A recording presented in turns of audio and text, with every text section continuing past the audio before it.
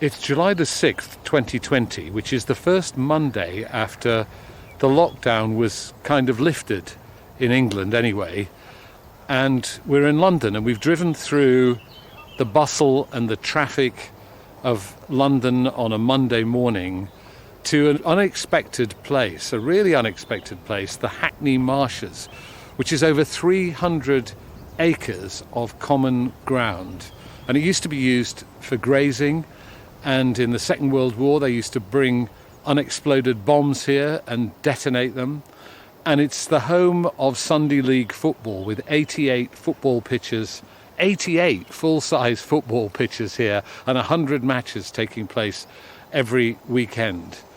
So what a great place to go for a walk on this lockdown lifting day, and we've got a great guest to share it with.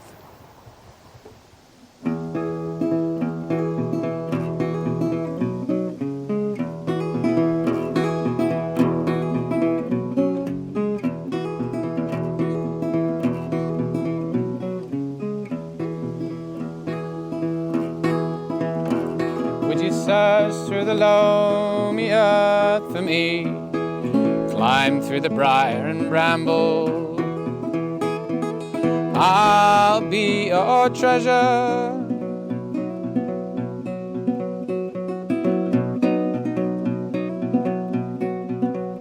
I felt the touch of the kings and the breath of the wind. I knew the call of all the songbirds, they sang all the wrong words.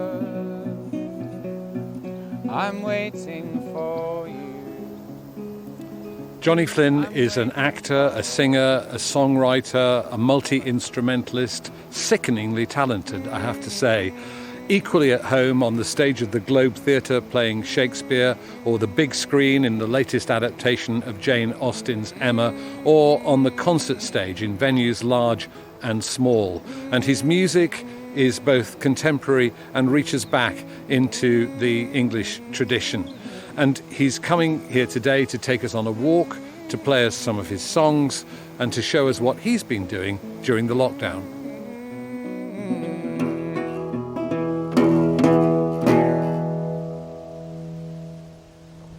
Good morning, Johnny. Fantastic to see you. It's a lovely morning, isn't it? It is, it's good, it's better than I expected. Where have you brought us to?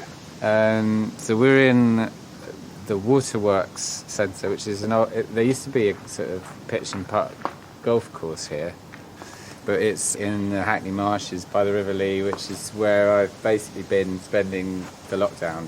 And you said this was the Waterworks Centre, because I think there used to be a kind of water purifying system here, didn't there? We'll go. There's this amazing. Do we start walking? Yeah. Otherwise we'll never see it.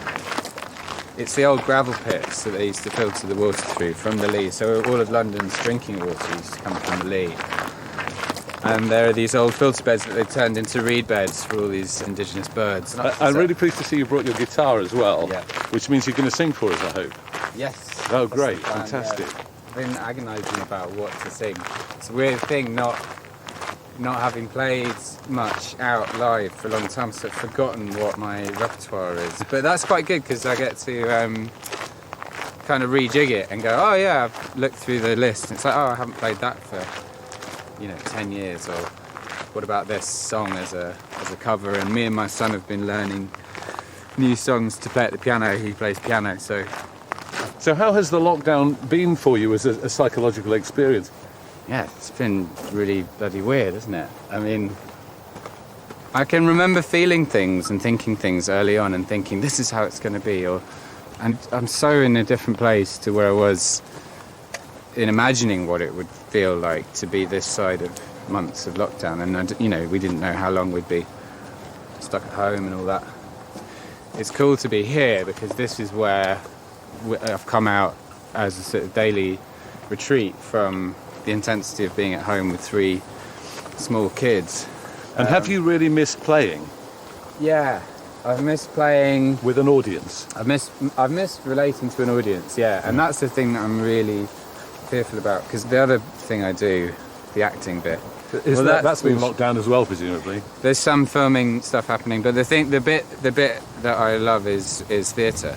That's why I got into it, and that's the touchstone of what I do and what I think of as the pinnacle of, pleasure from my job. And I just I feel really lost without that. It's kind of like, what do I do if we can't relate to each other and sort of reach each other with stories in that way, whether it's music or plays.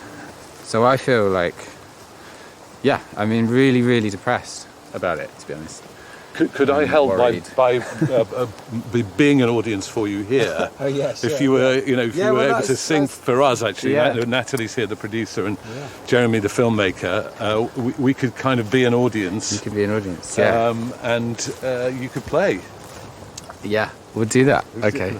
Let's head for one of these little ways in and we can sit by the river. Okay, so we're now going to go right deep into the undergrowth. Don't get your microphone caught on the brambles. But there's a log here that is just made for you to sit on. It's by the beautiful river. we could be in the bayou. Actually, it's very clear, the river, isn't it, here? There's loads of fish. There's loads of people fishing every day, and there's a heron and an egret that's usually that way. I don't know what I'm going to play, actually. This lovely guitar. Can you tell us about the guitar? Yeah, this is the guitar that I've mostly played live for the last sort of 15 years or so. It's a resonator. It's a National Trojan from 1934. Wow. I just love the fact that this must have picked up some stories, this guitar. It's kind of... Well, yeah, because when it's from the 1930s and it's been played by different musicians, do you feel they're ghosts when you put your fingers on the fretboard? There's something about it. There's something kind of, the Harry Potter kind of wand philosophy of the wand chooses the wizard. There was something when I picked it up, I was like, oh yeah, this is it. Like there's some power to this. I definitely felt that. And it was weird. I was listening to so much country blues music at the time that I got it, and it was just before we recorded our first album. And I was really, even if I wasn't going to be playing exactly the same style as that music had spoken to me so deeply. The early blues recordings, country blues recordings. Which this guitar might have been used That this was kind of one of the kind of key ingredients of, Robert Johnson and Lonnie Johnson and Willie McTell and people like that. A lot of the resonators from the time mostly were metal bodied, so they had a really harsh tone, and they were basically built before electric amplification to be heard above the noise of a honky-tonk or whatever. a noisy bar. Yeah. And it has that power, but because this has got a wooden body, but with the resonator so it's like system, it's got a kind of metal loudspeaker on it underneath the strings. It's a totally different system to a normal guitar. So the bridge rests on this what's called a biscuit that just acts as a cone and sends the sound back into the guitar, and then it comes out through the sound holes with this kind of loud, tinny sound. And it was actually considered, it was like a really cheap guitar in the 30s. It was kind of mass produced. It was one of the cheaper ones, but they don't make them like they used to. And what are you going to sing for us? I'm going to sing a song called Murmuration, which seems apt as we arrived. I thought that would be a good one. Yeah, I'll just let the song speak for itself.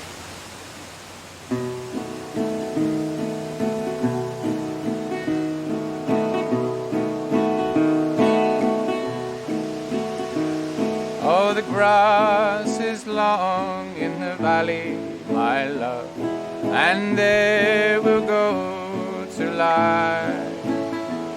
When the hawk is high above the house for us, he guards all of the blue sky.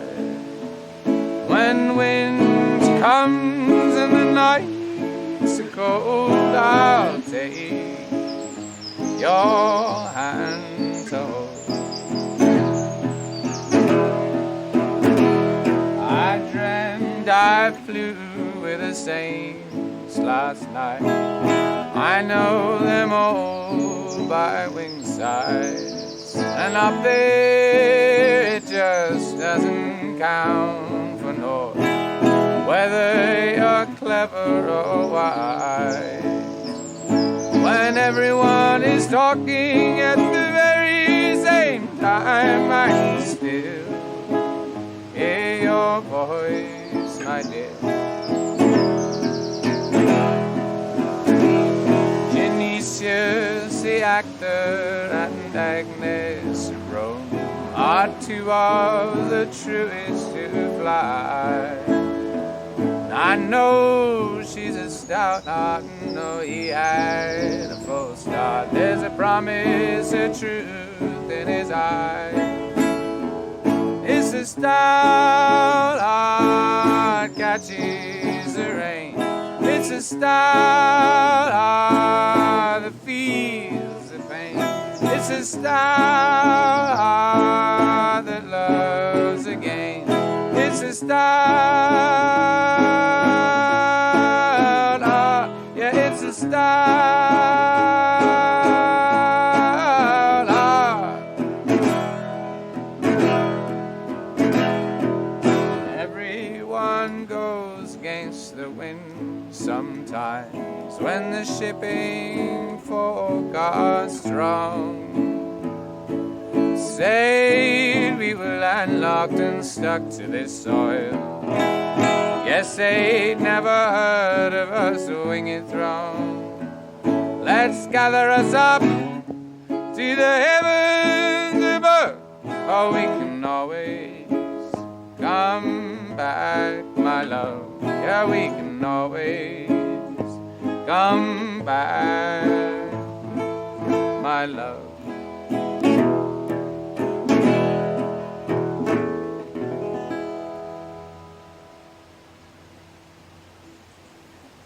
That was fantastic, and you got some fantastic accompaniment from the birds singing along with you, and perhaps a little bit of an aeroplane too went past, but that was beautiful. Thank you. Yeah, thanks. That was really nice. Shall we walk on? Yeah. You get quite a volume from that guitar, don't you? Yeah, it's all about this balancing when you're singing it acoustically.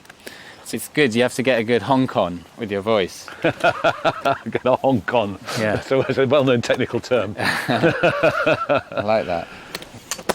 So I thought I should ask you about the role of walking in your life, because I think you've done some quite big walks in your time, haven't you? I've done a few, yeah. I mean, I'd like to do a lot more. Have you done some pilgrimages? I have, yeah. I did a large stretch of the Camino to Santiago. Oh, that's supposed to be really extraordinary. That was really good, yeah. And that I did on my own. It was before I had kids, and I just had a one-man tent, and I slept out in the tent, and then on one night, and then I'd sleep in they have these kind of hostels for pilgrims along the route. And what was there's a heron. Look, there's a heron taking off from the river, yeah. What was your idea for doing that on your own? Why did you want to do that? I mean, I grew up in tiny villages, river. Oh, we should probably head out of. Should we go back out into the open? Yeah. Watch out. Sorry, I've taken us on a bit of it. We can go out here, can't we? Yeah. I hope so. I can lead the way and bash it with my guitar if you want. Oh, good. Are you all right? Yeah. All right. Thank you. Glad I wore my big boots. Right. Okay. All right. So should we just pick up? You were saying you grew up in villages. I grew up in these villages, and I spent a lot of time, either on my own or like walking with the family or whatever, or with my friends, kind of out in kind of wilderness environments down long tracks that we'd gone to explore or whatever. And I felt when I moved to London, that there was something missing that was appeased when I was out on these long walks. When I was about 23, 22, I did a year-long tour. It was my first big kind of theatre job. I travelled the world with like a Shakespeare troupe. Was this a Propeller theatre company, the all-male Shakespeare company? Ed Hall's company, and we went all around the world, and that was amazing. But it was like a year of my life where I was just performing every night and doing these 2 plays in rep and living quite a wild life. And then sort of we're in the middle of that tour, we got offered a record deal. I remember getting the call, and they were like, you've been offered a a record deal from Universal, and it's just a big opportunity. That must have been a big moment. It was crazy, yeah. So life had gotten really hectic, and I'd recorded the first album in Seattle and just starting this cycle of touring a lot, and then it was time to record a second album, and I knew that I needed some sort of experience or like talismanic kind of thing to give birth to this second album, and I devised this plan. The Camino is lots of different routes. There's lots of different versions of it, and my friend had done one called the Camino Primitivo, which means the original way, which is through the Asturias and the Picos de Europos, and so it's quite up and down, and it's, you know, there are bears and wolves and wow, yeah. And you fancied that challenge, did you? Yeah. Had this idea of being on an adventure, and what was the most exciting moment? I had a really, really hairy first night camping out in the woods up a mountain. I found what I thought was like this perfect clearing by a river.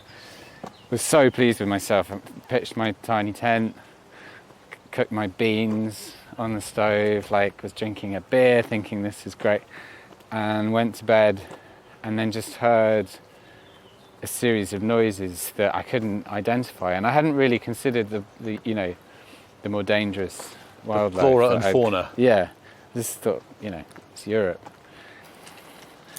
I tried to kind of like recreate the moment in stories lots of times for friends, but it was this kind of just really low grumble, and I was like, what the flip is that? And at one point it stepped right near where my head was, and my body rolled into the indentation that it made with its thing. So I was like, it can't even be a boar, like it has to be a bear. And also my tent was like a coffin, and if I made any kind of movement, it would just like, the one thing I knew was that you don't want to kind of scare it if it is a bear. My friend Henry, he had given me, before I'd left, he'd given me a whistle. I had a penknife, so I fell asleep with my head torch on my head and my whistle in my mouth and my penknife in my hand. I don't know what I thought I was going to do, whistle it to death.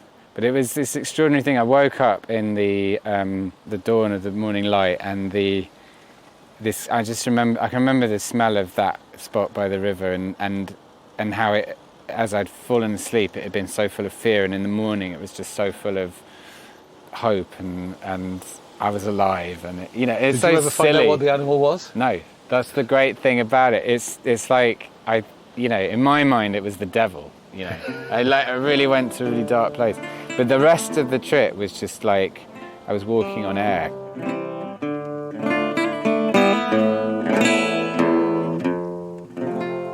Song's a thing, and this one's thin from traveling light. The stars at night, I've seen no time to new erosion. Oh, time gone with old religion. Prickled interest, seizing pride, the night the music upturned.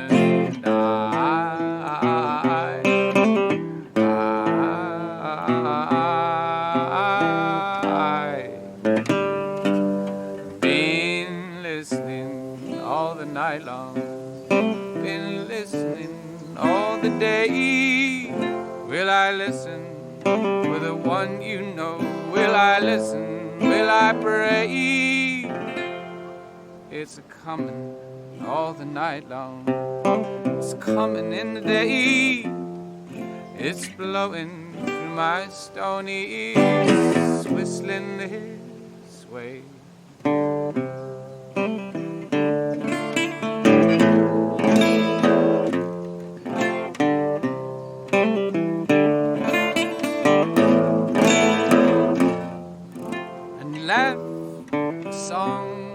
Behind old chum, the faintest trace of what's to come.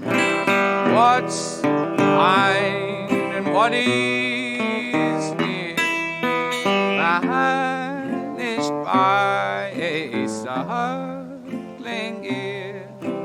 Coffee luster lent me mine, nothing came with beer and wine.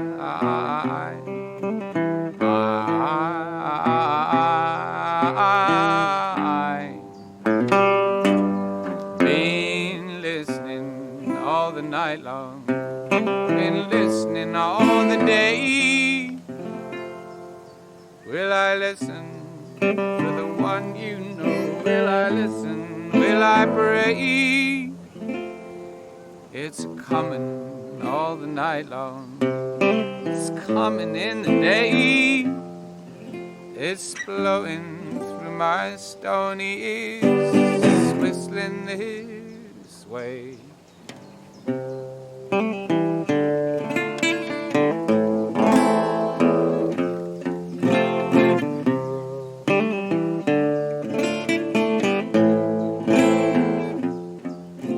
The music's gone, the music's dead, the music went, and in its stead, a single song, the chorus strong, symphony, sun's right or wrong.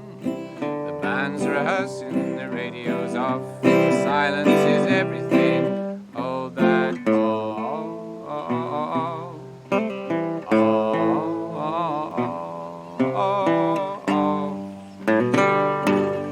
been listening all the night long, been listening all the day. Will I listen for the one you know? Will I listen? Will I pray? It's coming all the night long, it's coming in the day. It's blowing through my stony ears, whistling this way.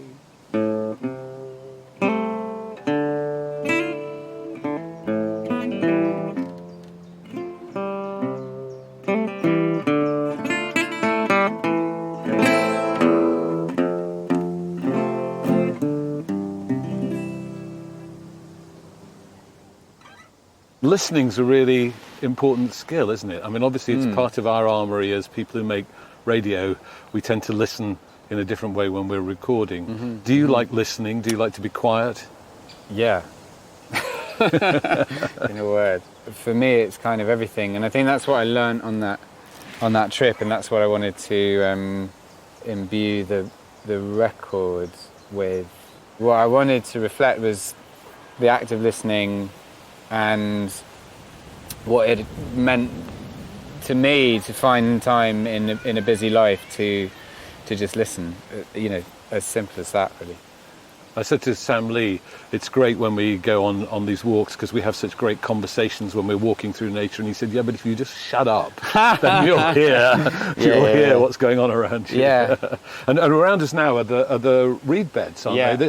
Which I understand were put here after an outbreak of cholera in London in 1852 to make pure water. I did know that somewhere in the recesses of my memory. But yeah, it's this amazing bit of industry. There were these gravel pits that I guess the water filtered through different kind of levels of gravel and sand and stuff. And now they're overgrown with willows and these reeds that are a sanctuary for the birds. When we moved here, we first came on a bike ride through this bit. My son thought he'd come across some lost civilization, which I guess it is. Because you see it overgrown over the man-made you can remains. See these huge concrete kind of structures, and then as we walk through there's a bit more exciting kind of bits of metal and stuff. But it's lovely that you leave something for not that long and it springs up with all this life. Do you want to put your guitar in the case? I'm just worried about the rain now.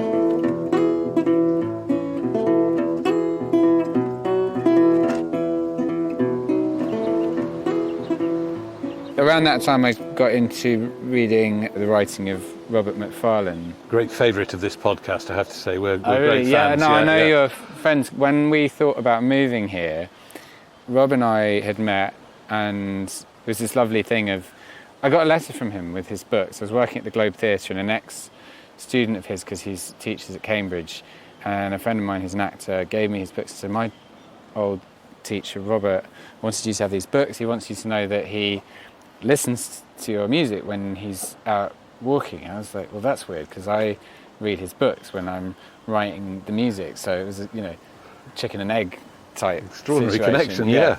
And have you actually been on a long walk with Robert? Because I gather he walks really fast. He does walk fast, yeah. He's got long legs. He'd rather be running, I think. That's the truth of it. He makes out like he's really into walking, but he's a runner. But when I was moving, we were thinking about buying our first house here in Clapton, near the Lee. And Robert had contacted me because we were supposed to do a joint kind of lecture at St Andrews University, which is about writers and musicians collaborating or finding a common point of their work or whatever. And he said, would you do it with me? Which was a great honour. And we had to come up with a plan. And my suggestion was, I'm thinking about moving to somewhere by the Lee. Can we walk the Lee from out of London into the Clapton? I don't know, we're sort of deciding whether to live here or not. And I don't know, I'm always kind of cooking up plans. Like, things have to mean something to me. And I felt like I couldn't buy the house unless I'd given it this imbued it with a sense of meaning. And he obliged me, and he did loads of research, and it's why I know so much about the Lee now, is because he told me all this stuff on the walk. He's a good man to have with you on a walk. Yeah, he's a clever one, Rob. And he must be an inspiring companion on a walk. He is, yeah. It was really, really special, and we carried on our conversation through letters afterwards. Letters in the old-fashioned way? Yeah, handwritten like a proper letters. epistolary novel? Yeah. He wrote wonderful. His first few on the maps that we'd used, that he'd printed out for... Because the Lee at that point is there's several branches of it, so we wanted to be headed in the right direction. And so he wrote his letters on these waterlogged maps that had got wet. That's from the rain. fantastic. Presumably you've kept them, have you? I've got them somewhere, in a notebook, tucked in a notebook. Oh, this is a maze. Just talking about the lost civilization. I mean, we are walking across a this huge does feel like a sort of circle. Mayan artifact. Yeah, and there's some bits of iron and metal sticking up. Yeah. And concrete paths with bumps in them and so on, which does look like somebody's left this ancient civilization, doesn't it?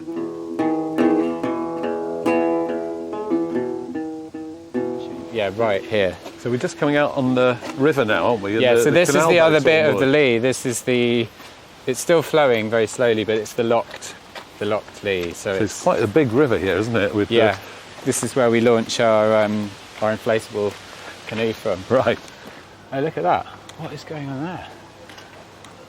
Maybe that's like the duckweed disperser. Green. It's like a weird... The whole green patches on the But it's... water. I can't tell where... I've never seen that, the bubbles coming up. So the It's really river weird. seems to be going both ways at once, doesn't it? I think they've got some kind of line pumping the air through. It's really weird. Anyway, these are like British Waterways maintenance boats. That are Right, so they're doing work on the waterway, keeping it clean.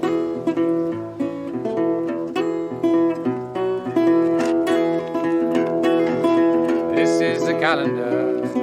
These are the days. You know you'll be, you won't know. You'll see. Roots might change, so the remains is a pull from place to place.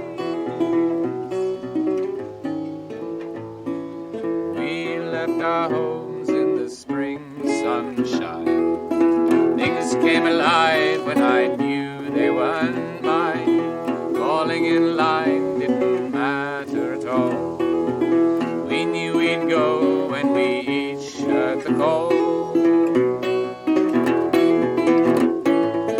This is the calendar. These are the days. You know you'll be, you won't know what you'll see. The roots might change, so the remains is a pull from place to place. Pylons fan fault lines to run through the heart of the man with odd fits and starts. So they ran round the eldest and grey of the hills, so as to let the old die without power or bills. This is the calendar, these are the days. You know you'll be, you won't know what you'll see. The roots might change, so all that remains is a pull from place to place. Dublin to Cork, though you never heard told, there's a line of good men with eyes wet and bold, where they weep for the crows, bearing twigs for the nest, changing the shape of the trees they love best. This is the calendar, these are the days. You know where you'll be, you won't know what you'll see. Roots might change, so all that remains is a pull from place to place. The ghost of O'Donoghue scared not the lad who in desert respect lost the smile he'd worn, glad sat quite cheap and forlorn, and pitched with the spectre, escaped all exhaustions and prayers from the rector, and with glance indevoured pulled a frown from his sack, weighed with loaves from the oven and ale from the rack. This is the calendar, these are the days. You know where you'll be, you won't know what you'll see. The roots might change, so all that remains is a pull from place to place.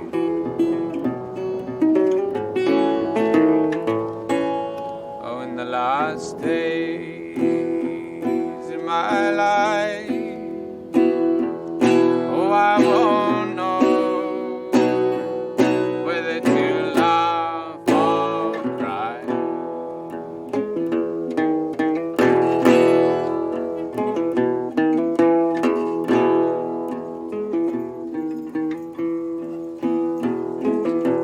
In the last days of my life, oh, I won't know whether to laugh or cry.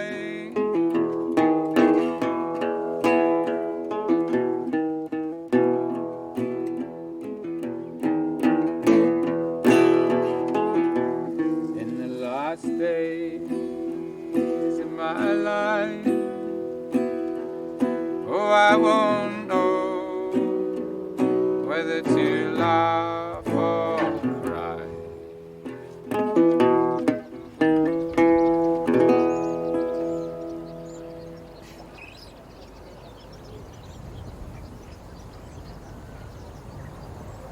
So I wanted to ask you a little bit about your family, because Yes. your dad was an actor who was in musicals, wasn't he? Yeah. Tell me about him. He was an incredibly charming, very well-loved man.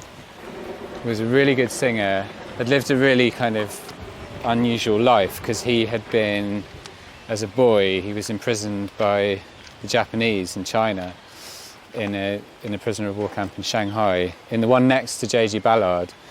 And then years later, he'd become an actor, and they were doing the film of Empire of the Sun, which is the story of Ballard's incarceration in the camp. And my dad was cast in the film.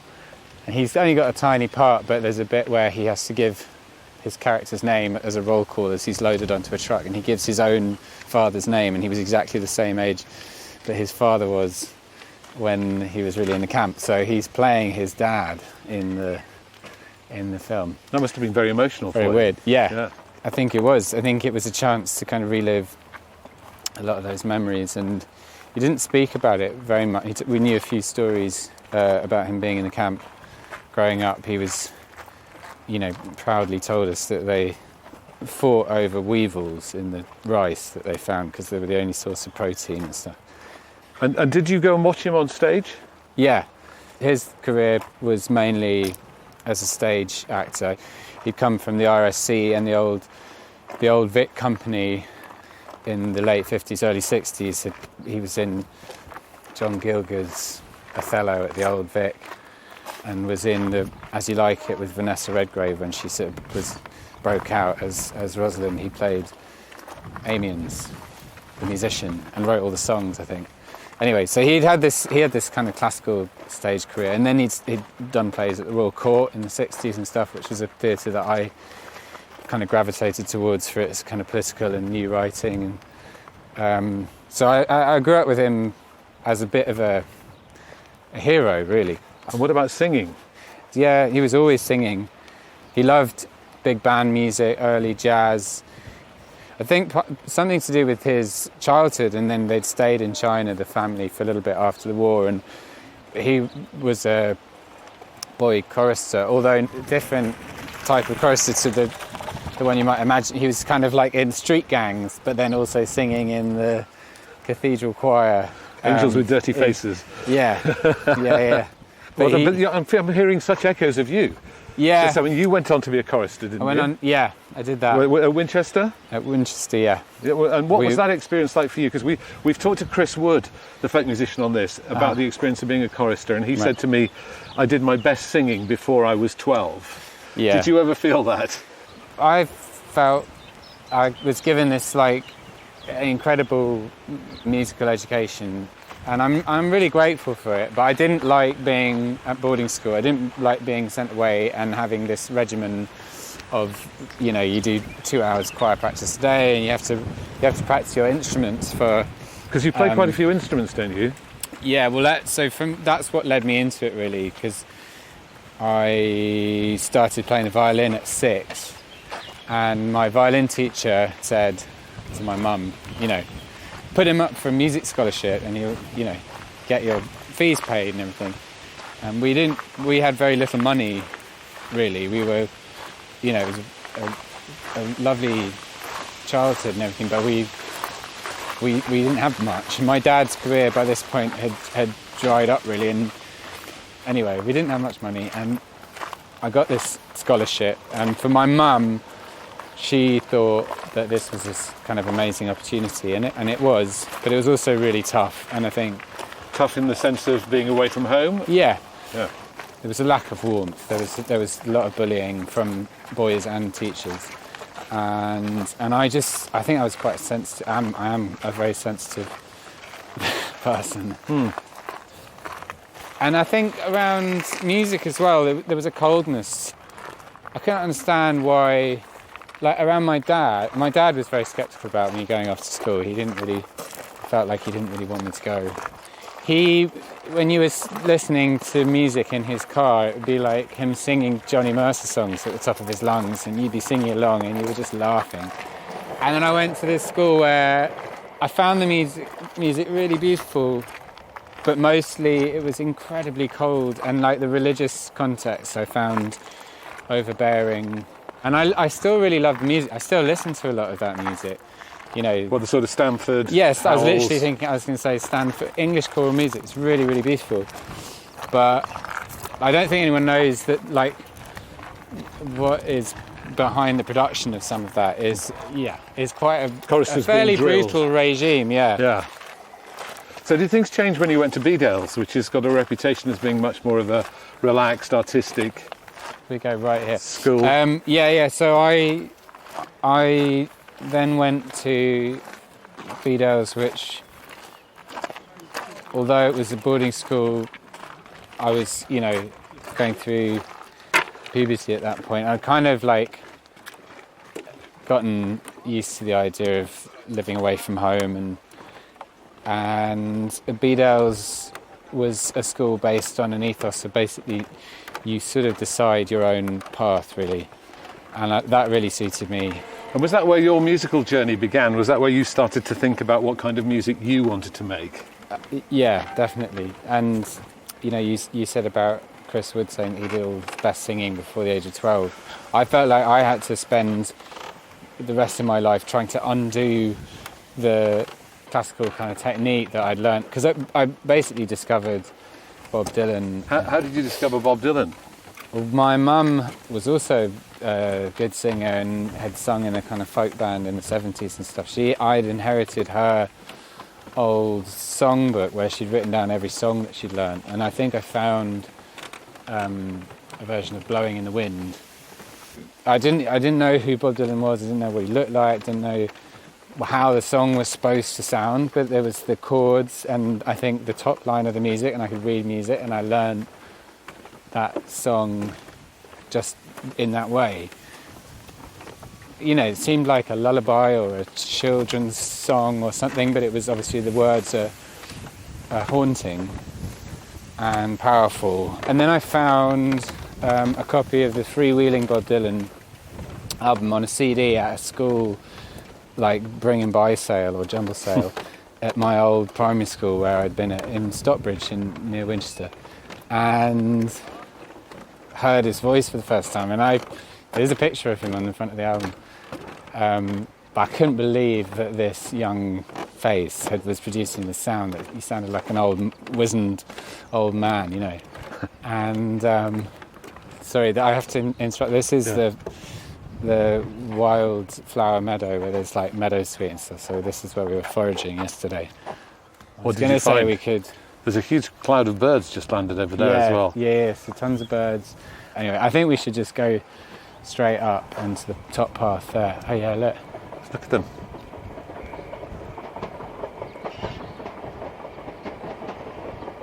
That's a murmuration. It is, isn't it? Yeah. Sorry about the trains. It's crazy.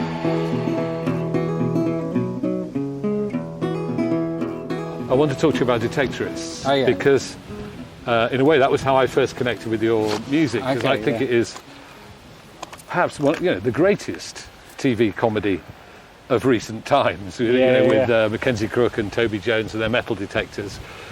It was such a pleasure to be asked to contribute to that, and writing the song for it was really fun. And I've been so surprised at how popular it's been. I get asked almost every day to play it at somebody's wedding. And I have played it at a few weddings and maybe a few funerals. Is it appropriate for a wedding? It's good for a wedding because it's like you're looking, come and find me, I'm here, I'll be your treasure. It's quite weird because I wrote the song from the perspective of the treasure lying in the ground. So it's a bit warped because it's like this gold that's eliciting humankind's greed, Yes. But people think it's romantic. And it's quite good for funerals. I played it at a few funerals. I think I played it at my neighbour's funeral. It was the last funeral I played it at. And because it's about waiting for your loved one to come and find you. So it's a song for all occasions.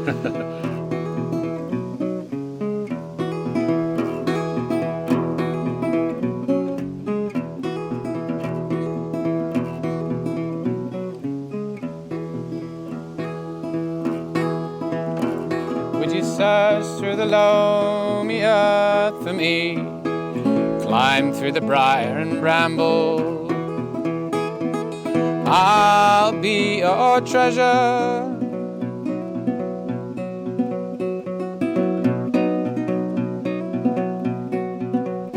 I felt the touch of the kings and the breath of the wind. I knew the call of all the songbirds. They sang all the wrong words. I'm waiting for you. I'm waiting for you. It's almost in key.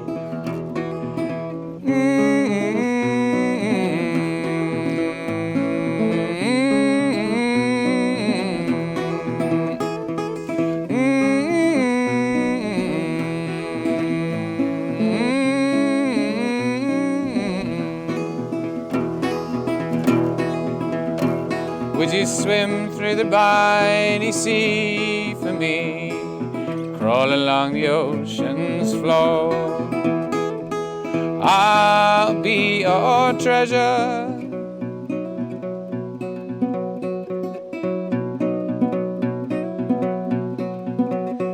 with the ghosts of the men who can never sing again. There's a place, follow me, where a love lost at sea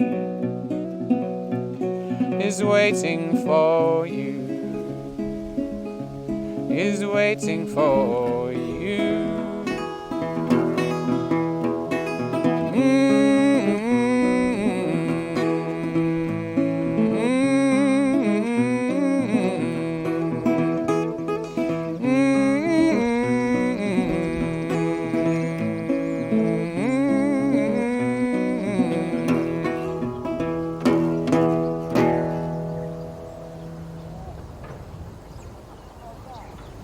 When you started writing material of your own, all sorts of influences must have come to bear. What sort of folk tradition music did you listen to, or have you listened to? I mean, I was such a disciple of Bob Dylan, that led me to British stuff that he had picked up and been influenced by. Like Martin Martin Carthy, yeah. Martin Carthy was a big reference, and when I first moved to London I started trying to find out whenever he was playing in London. I'd go and see him play, and I actually ended up playing on a bill with him at a folk club that used to run in Soho called the Pigeonhole, and that was like, I thought I'd made it, you know. I was yes. like, oh my god, I'm on a bill with Martin Carthy. Was there ever any doubt in your mind that acting was going to be your career, or that you could pursue this twin track music and acting career? How did you think about the future? I got to sixth form having not done any school plays, and I was desperate to do some drama, and at this point I was also discovering political theatre and Brecht, and got really into Harold Pinter and all that sort of stuff, and I suddenly was like, right, that's what I'm going to do, and I thought it's going to be different to the way my dad and my brothers did it. You know, I'm going to have my own theatre company. I'm going to do political theatre and blah blah. Of course, you know, that's stuff that they'd all touched on as well. But I had to feel like I was being original, and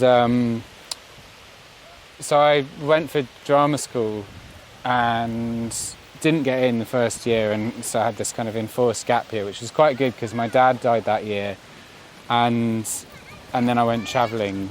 I kind of worked on a fishing boat for 6 months during the time that he was dying, and used the money that I'd saved to go off around Europe, or bought a camper van with 2 friends and went for several months around Europe. But then you got into drama school. And then that year I got into drama school to start the following September, and I went to a school called Webber Douglas, which has since closed down, sadly. Around that time as well, I met a couple of friends who'd kind of arrived in London before me and started playing in bands and running music nights and stuff. And one of them was a girl that I'd been at school with called Emmy the Great. And she and I and another friend of hers who she was playing music with set up a night called Apocalypso, which was like a roving club night that we did in various venues in Camden and Shoreditch and places. We'd rent a bar and you know, take £3 on the door or something, and it was a way of getting all our friends and us to get up on stage and play songs, which is what we really wanted to do. And then I started working as an actor, and I realised that actually it's kind of not much fun being a jobbing actor and being sent up for... I was put up for a lot of very boring, like young leading man type parts. And I found that incredibly boring because I just wanted to be the clown. And it just was like suddenly quite crushing in terms of the vision that I'd had. And so music became a solace. But I was playing in all these clubs and running around from, you know, between acting auditions with the guitar on my back, because I'd be busking on the South Bank, and then in the evening I'd be playing in some club or, you know, somewhere in Camden or wherever. And I was starting to write my own songs. And then I realised that somehow all this classical stuff had left me like with some profound understanding of musical progressions and songwriting and things like that. But what I kept coming back to was traditional music, and when I wrote songs myself, I wanted them to sound like ancient songs. I thought there was a I think it's quite easy to write complicated music. It's really hard to write music that sounds just right in its simplicity. And so I was just like listening to and studying, like the Smithsonian folk anthologies and listening to the Alan Lomax recordings. All the Alan Lomax recordings and that country blues stuff that I was talking about, and discovering, British traditional folk singers who had that ability to kind of not get in the way of the song. People like Shirley Collins. And just going under the Lea Bridge Road again. Yeah. And that was like, from having come from this very like complex, high art, choral background, that was like a really like a spiritual pursuit for me. And I could see it around in like modern music being made as well. It had to have heart, and I wanted to find what the modern equivalent of that was. And so I was like trying to put that into the scene that I was in and the bands that I was playing with, and just trying to get back to something simple and pure and true. Yeah, it had to be true and authentic. I'm just wondering if that's a cue for a song. Should be, shouldn't it? It should be, yes. Well, I could do a Shirley Collins song. Oh, that would be amazing. I'd like to do one of her songs, probably. Or, yeah. When I say one of her, it's a traditional song that she did. Do you know Hares on the Mountain? Yes. Yeah. I can sing that.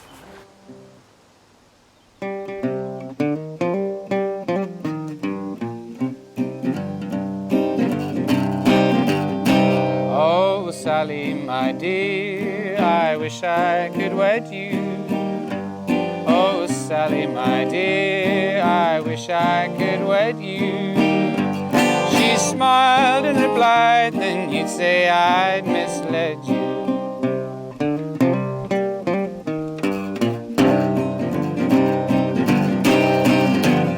Oh, Sally, my dear, I wish I could kiss you. Oh, Sally, my dear, I wish I could kiss you.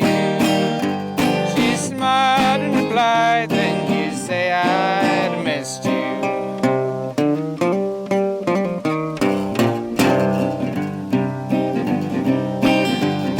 Oh, if all you young men were hares on the mountain.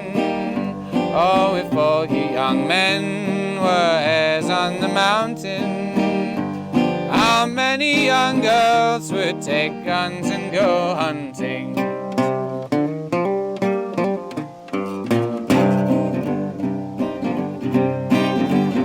Oh, if all you young men were fish in the water. Oh, if all you young men were fish in the water. How many young girls would undress and dive after?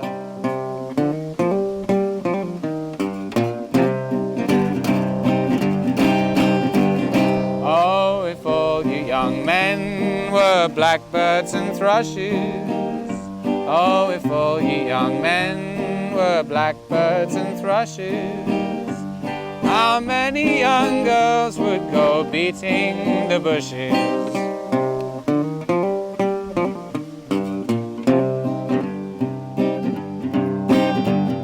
But the young men are given to frisking and fooling.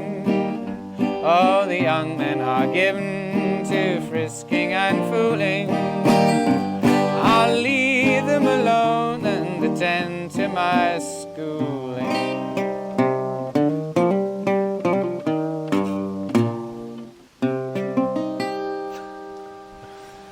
Wonderful song, isn't it? It's a great song, yeah. I like how it sounds like one thing until the last verse, and you realise she's got this moral superiority to all of it. Yeah. But it sounded fantastic, and thanks for showing us the Hackney Marshes. Thanks for sharing your story and your music with us, Johnny. It's been an absolute joy to walk with you. Yeah, no, it's been lovely to be, sort of breaking the lockdown a bit with with this. Yeah, thank you.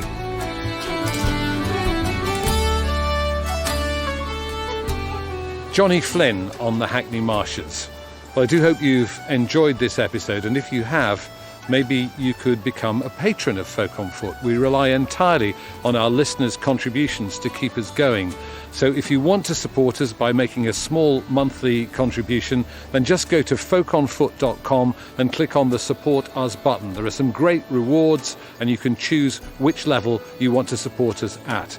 And there are now over 30 episodes of Folk on Foot for you to enjoy. So please delve back into our back catalogue and hear some of these beautiful episodes. We know you'll love them.